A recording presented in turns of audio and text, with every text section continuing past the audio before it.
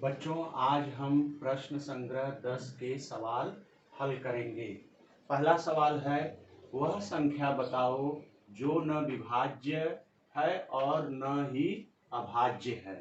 तो बच्चों, पहले हम ये जान लेते हैं कि भाज्य और अभाज्य क्या है।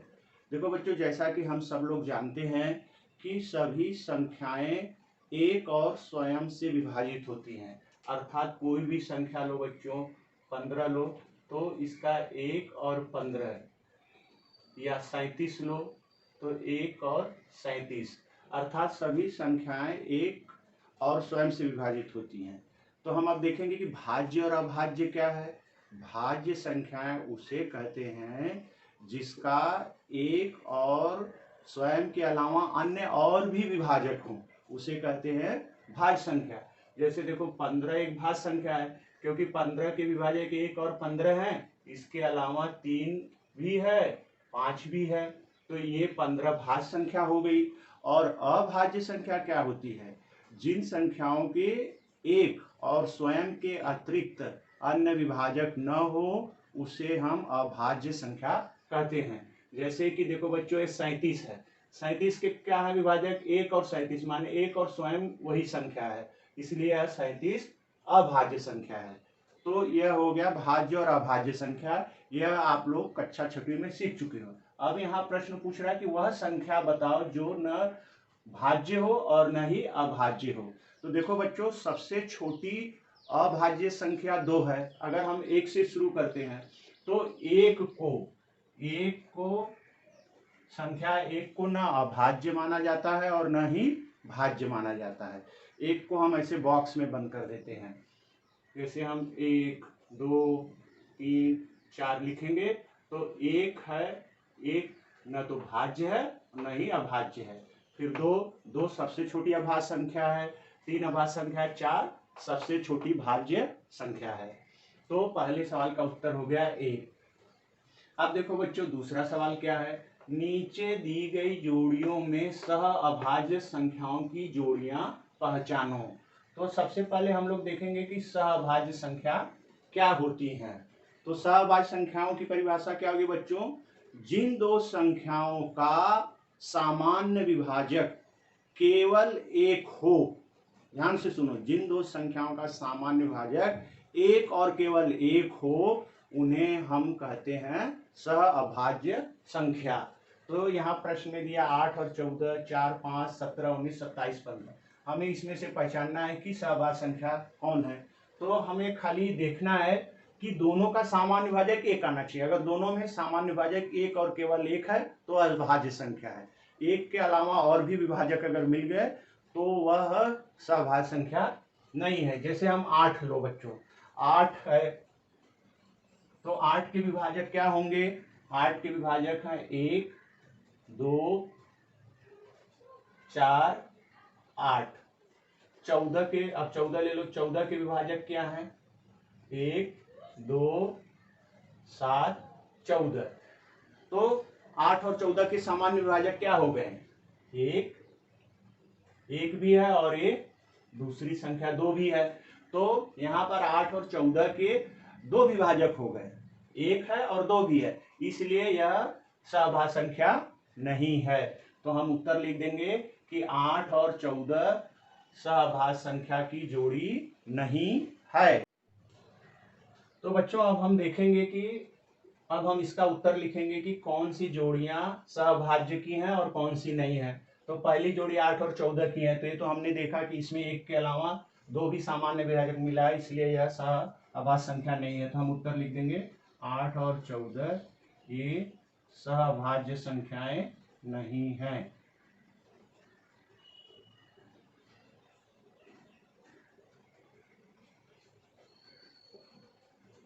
दूसरा क्या है? 4 और 5। तो 4 और 5 ये सहअभाज्य संख्या है क्योंकि इनके सामान्य विभाजक एक और केवल एक है, तो लिख देंगे ये सहअभाज्य संख्याएं हैं।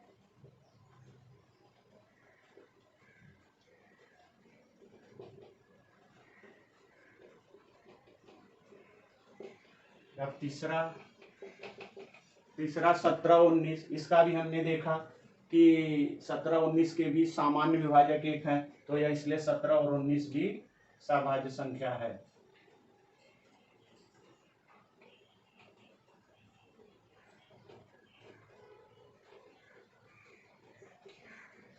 और चौथा 27 और 15 है, तो ये हमने देखा कि ये सहभाज्य संख्या नहीं है, क्योंकि एक के अलावा तीन के भी पारस दोनों कट रही है, इसलिए सामान्य विभाजक 1 है, 3 है, इसलिए यह सहभाज्य संख्या नहीं है।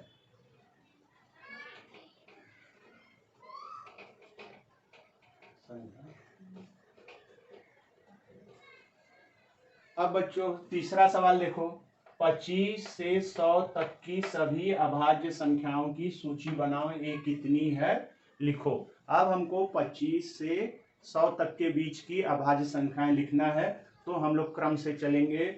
हम लोग यहाँ ऐसे देखेंगे कि जैसे हमने पहले ही मैंने बता दिया, अभाज्य संख्या क्या होती है कि वे संख्याएं जिनका एक और स्वयं के अलावा कोई दूसरा विभाजक न हो। इसका सामान्य अर्थ हुआ कि वे संख्याएं जो किसी के भी पहाड़े में नहीं आती हैं, जिस किसी से भी नहीं कटती हैं दूसरी संख्या से, तो अभाज्य संख्या है। तो 25 से हम शुरू करते हैं, तो 25 5 के पहाड़े में आ गया, 26 2 के पहाड़े में, 27 3 के पहाड़े में, 3 9 27, 28 भी 2 के पहाड़े में। तो अभाज्य संख्याएं हमें लिखना है, तो उत्तर इसका होगा, पहले लिखेंगे 29, 31, 37, 41, 43, 47,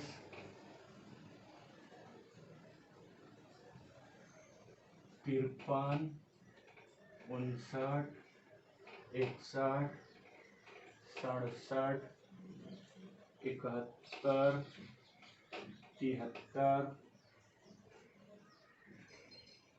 79, 83, 89,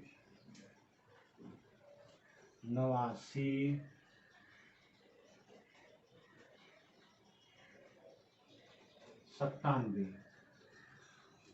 तो 25 से 100 तक के बीच में ये सभी संख्याएं जो हैं अभाज्य संख्याएं, ये सब संख्याएं किसी भी के पहाड़े में नहीं आती है। अब ये पूछा है कितनी है, तो गिन लो, 1 2 3 4 5 6 7 8 9 10 11 12 13 14 15 16। तो 25 से 100 के बीच में 16 अभाज्य संख्याएं हैं।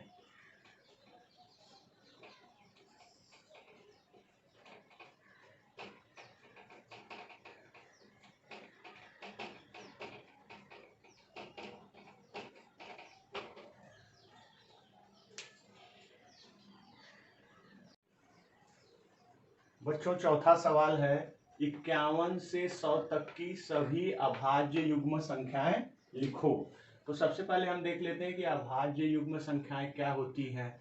देखो बच्चों, जब दो अभाज्य संख्याओं के मध्य में 2 का अंतर हो, तो उन दो अभाज्य संख्याओं को अभाज्य युग्म संख्या कहते हैं। माने जब कोई भी दो अभाज्य संख्या है, जैसे कि समझो दो, अभी अभाज्य संख्या क्या होती है, 2 3 5 7 11 13 17 19 23, ये सभी अभाज्य संख्या है। लेकिन जब दो अभाज्य संख्या में 2 का अंतर मिले, माने बड़ी में से छोटी घटाने पर 2 आए, तभी हम उसको अभाज्य युग्म कहेंगे।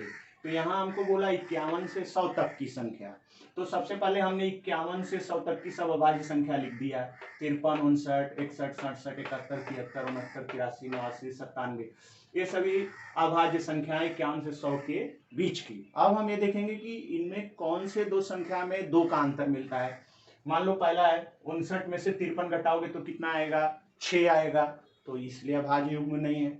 अभाज्य युग्म होने के लिए 2 का अंतर चाहिए। लेकिन अब ये वाला देखो 59 67, 61 में से 59 घटाओगे तो कितना आएगा, 2 ना, तो 59 और 61 यह अभाज्य युग्म संख्या है।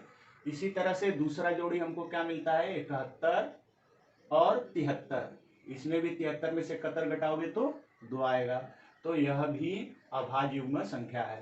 तो इसका हम उत्तर लिख देंगे कि 51 से 100 तक की अभाज्य युग्म संख्या क्या हमको मिली, 59 61 तथा 71 और 73, ये दो अभाज्य युग्म संख्या है। अभाज्य युग्म संख्याएं। पांचवा सवाल क्या है? 1 से 50 तक की सह अभाज्य संख्याओं की 5 जोड़ियां लिखो।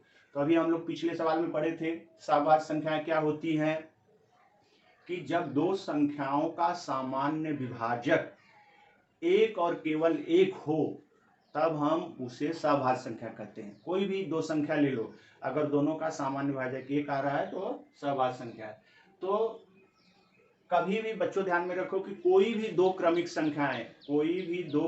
संख्याएं हमेशा सहअभाज्य संख्याएं होती हैं। कोई भी दो क्रमिक संख्या ले लो, जैसे बच्चों पिछले सवाल में 4 और 5 था ना, देखो 4 के बाद 5 आता है तो 4 और 5 यह सहअभाज्य संख्या है। इसी तरह से कोई भी दो ले लो, 9 और 10, तीसरा 21 और 22, चौथा 45 और 46, सातवां मतलब 50 तक का ही लेना है, तो और एक ले लो 31 और 32। तो यह हो गया हमारा सहअभाज्य संख्या। अब मैंने तो क्रमिक लिया है, 4, 5, 9, 10, 21, 22, 45, 46, 31, 32, यह सहअभाज्य संख्या है। तो क्या केवल क्रमिक ही सहअभाज्य संख्या है? ऐसा नहीं। पिछले सवाल में हम लोग ने देखा था जैसे 11 और 18 ये क्रमिक नहीं है। 11 और 18 ये क्रमिक नहीं है, लेकिन 11 और 18 भी सहअभाज्य संख्या है। क्यों? क्योंकि इनका सामान्य विभाजक एक है। तो क्रमिक के अलावा हम ऐसा भी लिख सकते हैं। और एक उदाहरण बता देता हूं, 25 और 27, तो ये भी क्रमिक नहीं है, 26 भी है। तो 25 और 27 ये भी जो है सहअभाज्य संख्या है। क्यों? क्योंकि इनका सामान्य विभाजक एक और केवल एक है। तो 5 जोड़ी का तो हमारा 5 जोड़ी हो गया, 2 एक्स्ट्रा हमने लिख दिया। अब छठवां सवाल है, अभाज्य संख्याओं में से समअभाज्य संख्याएं कौन सी हैं? तो देखो बच्चों, अभाज्य संख्याओं में से समअभाज्य संख्या कौन सी है? तो सम पूछा, पहले सम और विषम यह तुम लोग 5वीं 6वीं कक्षा में सीख चुके हो। सम संख्या किसे कहते हैं? जो संख्या 2 के पहाड़े से कट जाती है, अर्थात जिस संख्या में 2 का भाग जाता है वह सम संख्या है, और जिस संख्या में 2 का निःशेष भाग नहीं जाता है वह विषम संख्या है। तो 2, 4, 6, 8, 10, 12 ये सब सम संख्याएं होती हैं, और 3, 5, 7, 9, 11, 13, 15, 17, 19 ये जो है विषम संख्या होती है। ठीक है, तो यहाँ पूछ रहा अभाज्य संख्याओं में सम संख्या। देखो यहाँ मैंने ऊपर अभाज्य संख्याएं लिखा है, 2, 3, 5, 7, 11, 13, 17, 19, 23, तो ये सभी अभाज्य संख्या। अब इसमें सम एकमात्र सम संख्या क्या है? 2। ठीक है, बाकी सभी अभाज्य संख्याएं क्या है? विषम है। क्या पूछा? अभाज्य संख्याओं में से समअभाज्य संख्या कौन सी है? तो इसका उत्तर लिख दोगे बच्चों 2। ठीक है, अब ये हमारा प्रश्न संग्रह पूरा हो गया।